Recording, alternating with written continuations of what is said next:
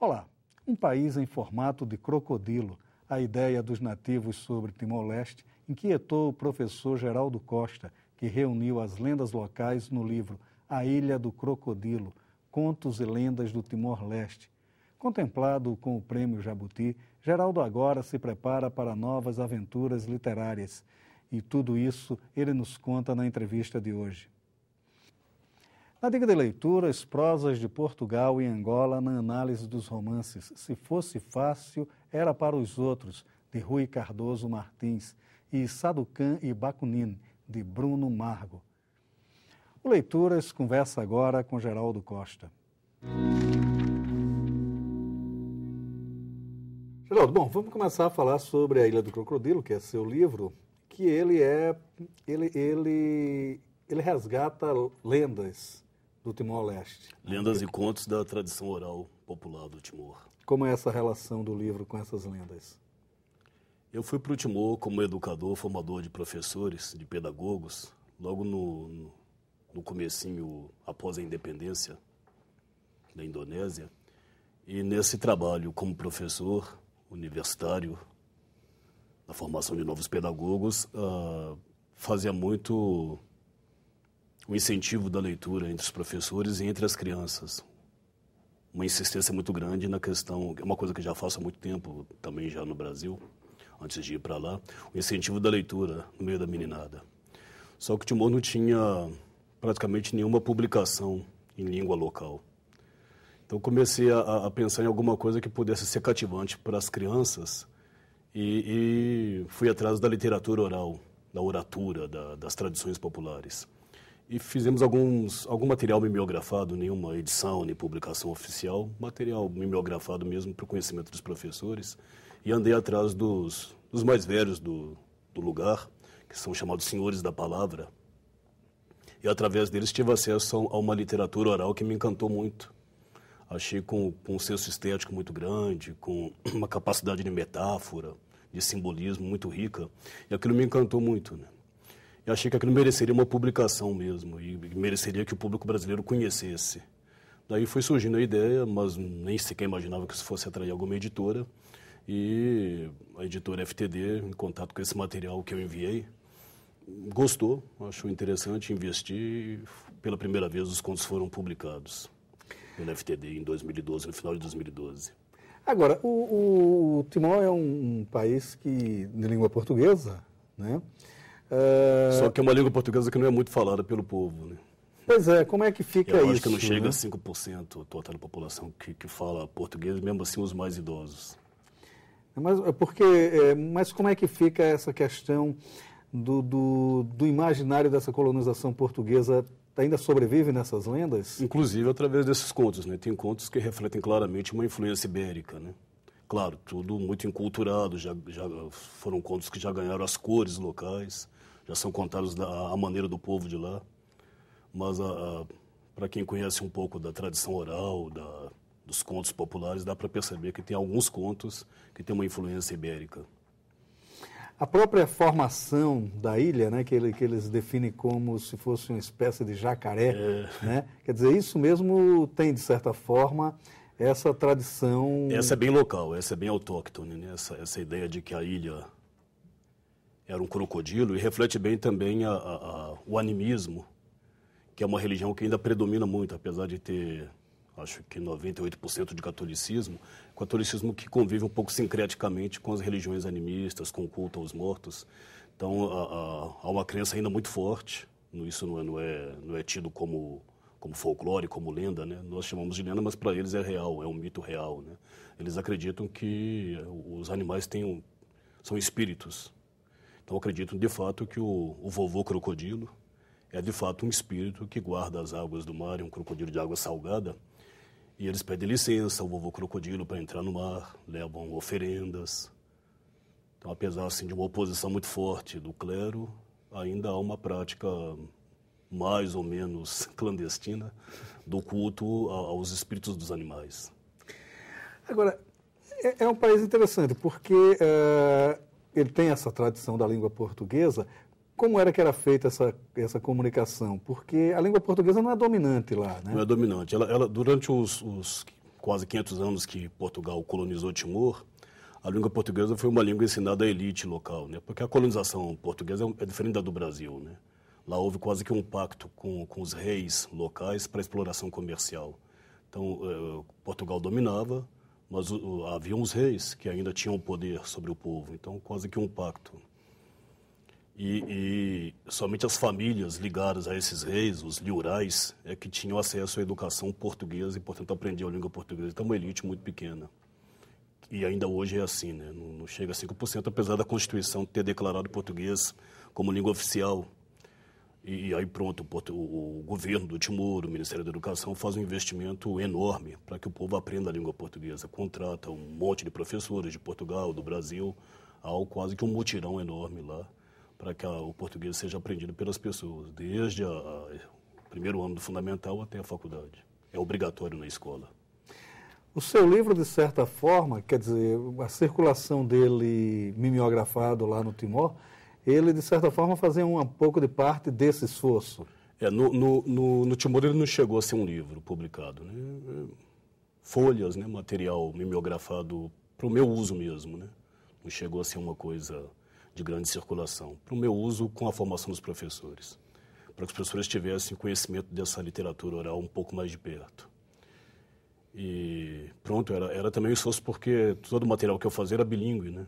Era em tétum, que é uma das línguas mais faladas, e também em português, para também fazer um esforço nesse sentido, ajudar o esforço do país para que as pessoas possam aprender o português.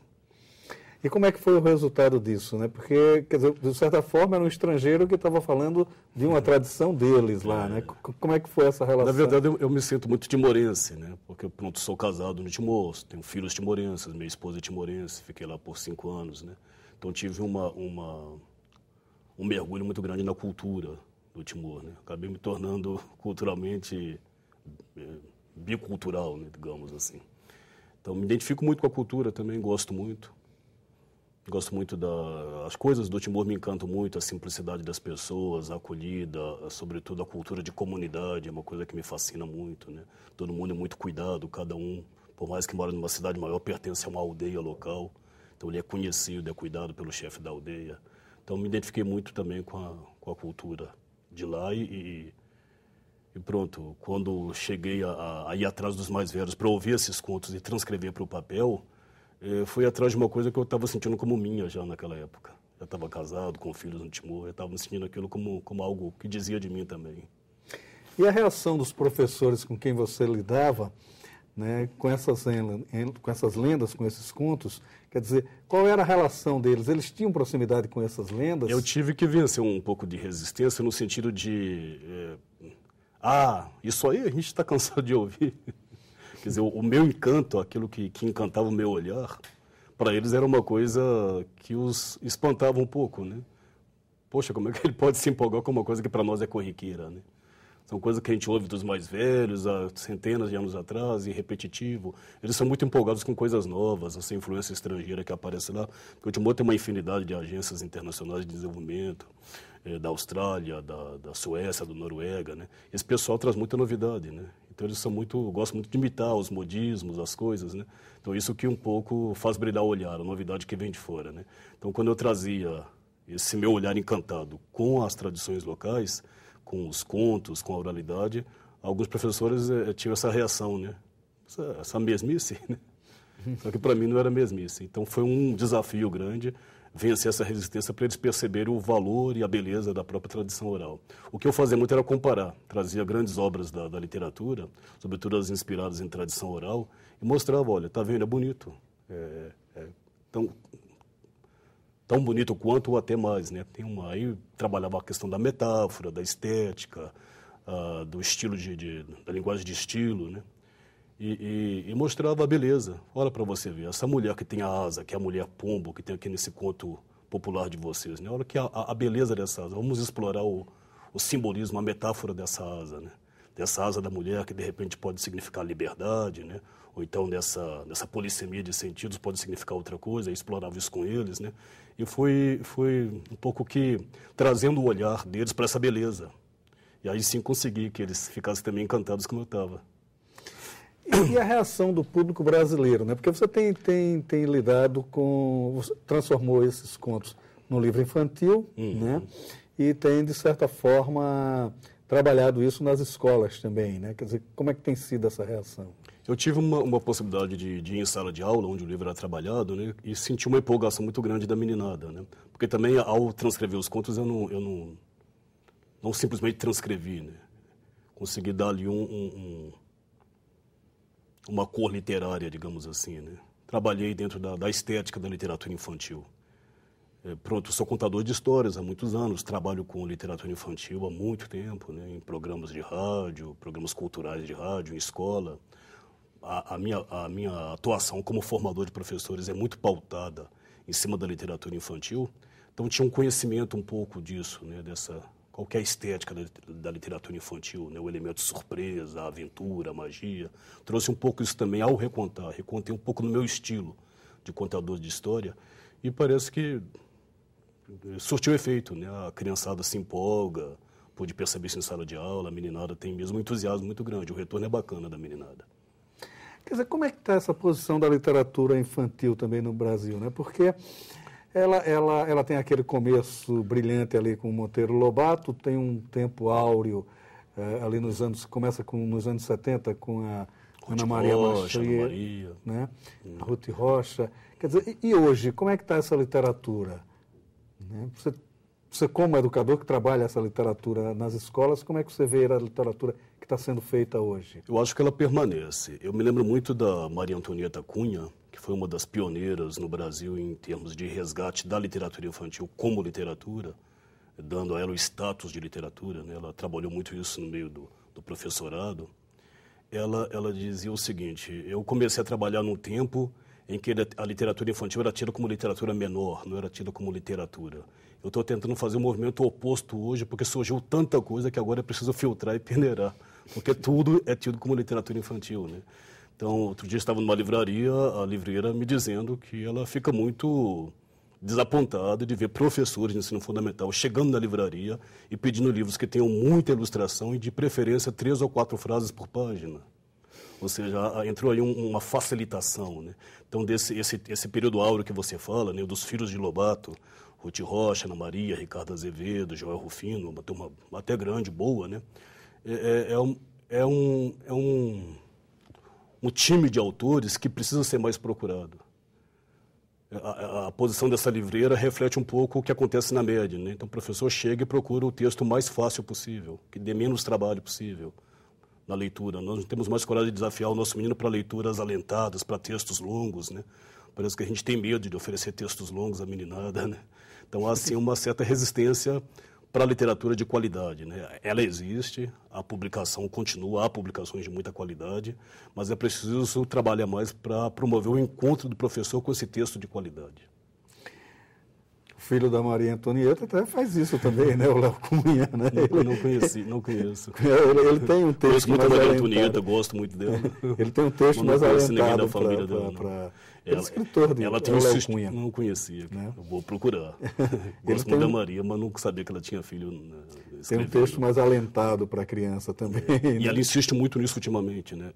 A maior ênfase das palestras da Maria Antonieta no começo desse trabalho todo dela era de dizer: olha, gente, literatura infantil é literatura. E hoje ela está no esforço um pouco aqui na contramão disso. Nem tudo que está por aí é literatura infantil e nem essa que é literatura.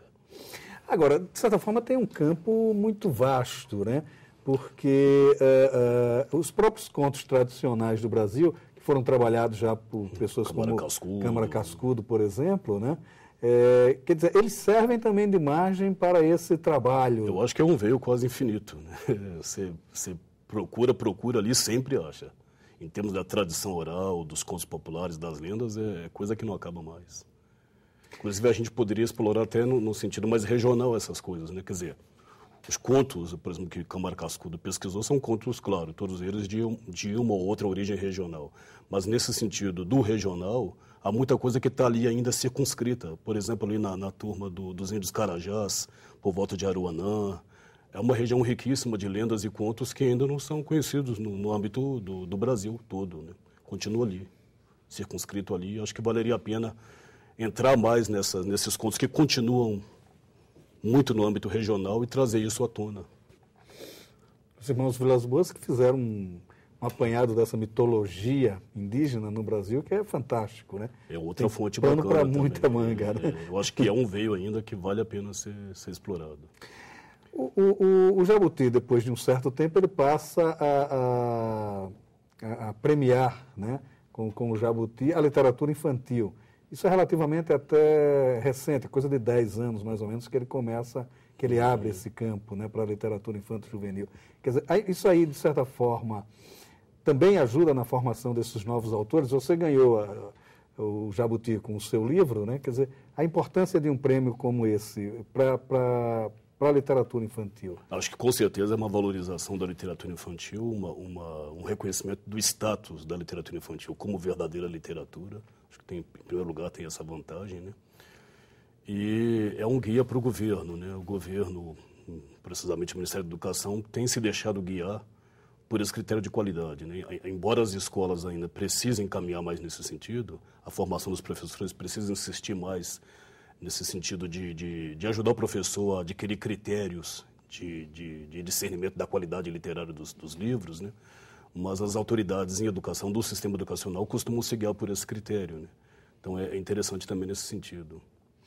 Agora, esse trabalho que é feito pelo governo federal, né, de compras de livros, de incentivo, como é que tem sido o resultado disso? Isso tem dado verdadeiramente um resultado interessante? Tem uma coisa que é louvável, que é o fato de distribuir os livros, né? Então, a presença quantitativa do livro nas escolas tem sido relativamente grande. Tem o programa Biblioteca na Escola, tem até as próprias crianças às vezes ganham kits de 5, 6 livros literários, a qualidade dos textos é boa. Me parece que falta essa questão da formação docente para a questão da literatura, a formação literária do professor brasileiro, para que ele possa ter critérios de escolha de textos, não só literatura infantil, mas a própria literatura convencional, digamos adulta, né? A literatura como tal, independente de ser infantil ou não, é algo que está muito distante da formação do nosso professor, né? O professor, infelizmente, que numa grande maioria ainda tem uma resistência muito grande ao gosto de ler. Então, essa coisa de não só preparar o professor para fazer a criança gostar de ler, mas ele próprio gostar de ler. Isso é um desafio grande ainda. Trabalho muito nessa área, do despertar o gosto da leitura entre crianças e professores, e vejo que ainda há muito caminho a percorrer nesse sentido. Mas há uma esperança, pelo menos. Com certeza. A gente trabalha com oficinas de formação do gosto de ler, e as oficinas, de modo geral, têm um resultado muito bom, né? Quando as escolas solicitam que eu vá, que eu trabalhe essa questão do gosto de ler, sobretudo com o professor, para que ele próprio se torne um leitor, que sinta prazer nessa experiência estética da leitura, eu consigo ver um resultado interessante. Então, acho que, pelo que eu vejo em termos de reação do professor, acho que é um campo que valeria muito a pena o Ministério da Educação investir. E a partir de agora, né? Quer dizer, o seu livro, ele já tem uns 2 anos, né? Mas foi no final de 2012 que ele foi publicado. Tem um ano aí de circulação. Ganhou o prêmio Jabuti, né? E para a partir de agora, né? Quer dizer, o que é que você está fazendo em termos de literatura? Agora que o negócio ficou apertado para mim, viu? Porque já é estreante, já ganhou um prêmio, né? Não posso ficar escritor de um livro só, né? Eu vou rascunhando um monte de coisa aí, né? Vamos ver o que vai dar certo, né? Mas fiquei assim sentindo um peso muito grande da responsabilidade agora, né? Eu não tenho como não escrever agora. Então tem que dar um jeito Eu penso passear um pouquinho pela cultura africana, sobretudo na África subsaariana. Ali tem uma tradição belíssima, não sei se você já ouviu falar dos griots, que são os contadores de história da tradição do Império do Mali, do Império enfim, da região do Sudão, Costa do Marfim. Eu tenho mergulhado muito no estudo da tradição dos griots e tem me encantado muito isso, né? Infelizmente não posso ir até a África para poder sentir e saborear isso de perto, né? Mas o que eu tenho rascunhado por enquanto está nessa linha da tradição dos contadores de história dos griots da África subsaariana. Você levanta uma questão interessante, como essa questão do desafio do segundo livro, né? Há medo pelo que fez no primeiro, quer dizer, como é os sentimentos disso? Até porque quando eu quis colocar no papel essas tradições orais com as quais eu trabalhava em sala de aula como professor, era mais nesse sentido mesmo, né, de partilhar com o público brasileiro a beleza da tradição oral timorense, né? Me via muito mais como um escriba, embora tenha colocado ali todo o meu estilo, recontado do meu jeito, com a minha estética. Não pensava muito em prosseguir. Achava que ia ficar nesse trabalho mesmo, né? O prêmio agora é que me colocou numa sinuca, né? Então isso me deixou assim com um desafio muito grande. Mas aí pronto, eu estou pesquisando, estou querendo continuar a fazer alguma coisa também ainda nesse meio da tradição oral popular. Geraldo, tomara que dê certo. Então, tomara que vamos lá esperar o segundo livro. Beleza. Então, obrigado por sua participação aqui no Leituras. Muito grato, gosto muito do programa, sempre assisto. Obrigado. O experimentalismo está em voga na literatura de língua portuguesa de além-mar. Não um experimentalismo radical, mas contido. Mesmo assim, suas variantes estão construindo uma narrativa peculiar. Ela privilegia o enredo e faz os personagens trilharem caminhos inusitados para revelarem sua condição de homens tão modernos quanto arcaicos. O romance Se Fosse Fácil Era para os Outros, de Rui Cardoso Martins, lançado pela Leia, é um bom exemplo desta nova prosa. Com um enredo hedonista, o autor nos leva a um universo de possibilidades múltiplas. 5 amigos correm o mundo em busca de aventuras, sem medo da morte e carregando um romantismo arcaico, vivem todos os dias como se fosse o último de suas existências. E assim vão pela Europa, pela América, pelo fim do mundo. A leitura do texto, que se constrói com um humor sórdido, é fascinante pela riqueza de cenários e pelo despojamento cruel dos personagens. E isso nos revela a mais forte essência do homem moderno, que se sente o centro do mundo e que já não enxerga outro homem qualquer. O individualismo pode ser cruel, mas é fascinante quando se mostra num romance bem construído e até divertido. O experimentalismo pode estar também na forma. Muitos autores trabalham com uma narrativa multifacetada em estilos. Este é o caso de Bruno Margo, autor de Sadrocan e Bakunin, lançado pela Leia. Seu romance se desenvolve em várias frentes narrativas, sem que haja necessariamente um encontro formal entre elas. Não há em Bruno Margo aquele sentimento vadio de buscar a inovação pelo escândalo que possa promover. Seu texto tem um sentido consciente. O ponto de partida está no drama de um escritor que tem o laptop roubado e vê trechos do romance que escreve surgir na internet. Daí se discute o que vem a ser, neste mundo atual, o sentido da autoria. O individualismo e as exposições chegaram ao ponto de roubarem a privacidade humana. E este aspecto tão atual é que inquieta Bruno, o autor de um livro que permite várias leituras, até mesmo aquela que leva somente ao entretenimento. Viva o experimentalismo moderado. Se Fosse Fácil, Era para os Outros, de Rui Cardoso Martins, e Sadrocan e Bakunin, de Bruno Margo. O Leituras de hoje fica por aqui e você bem pode ficar na companhia de bons autores e bons livros. Até nosso próximo encontro.